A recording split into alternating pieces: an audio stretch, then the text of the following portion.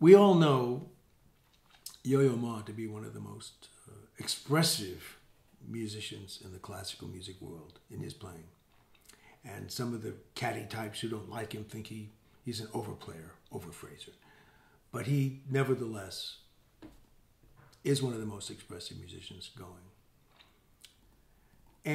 But yet this man has that same knowledge of the fundamentals, which he can kick in anytime he wants, as anyone else. He's a serious musician.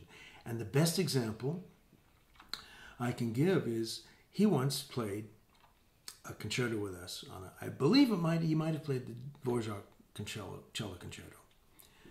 And on the second half of the program, we were playing the Dvorak Eighth Symphony. And I went back on the stage after the intermission, sat down, and right next to the second trumpet chair, there had been an additional cello stand and chair put there. And so Yo-Yo walked out. He wanted to play in the orchestra. He was going to play the second half of the concert. Now, most people would say, oh, this guy, this overly expressive super musician, that just is such a strong individual with a strong individual personality, musical personality that will stop people in their tracks, is sitting down to play, oh, this is going to be awful. He's just going to be awful. He's never going to fit in. But exactly the opposite was true. He sat down and he played like he'd been playing in that orchestra for 10 years on that chair. He did not one mistake. He followed the lead player.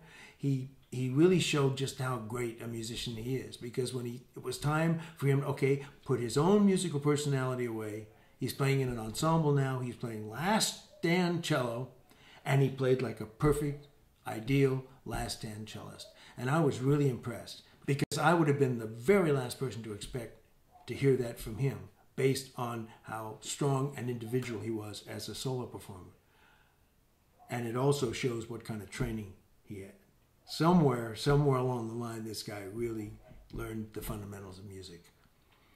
And what I like about the Vacchiano's things is that he tried to bridge that gap for us by coming up with these rules to make up for the fact we have no repertoire in the 19th century, which was arguably the most important period in the development of Western written so-called classical music.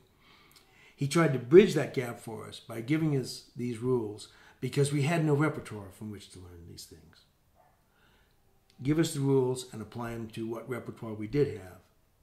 And so we could be on a par with them. So when we walked out on the ocean and we reached the shoals, we didn't drown. We were able to stay afloat. And that was what Bill Vacchiano's rules were all about.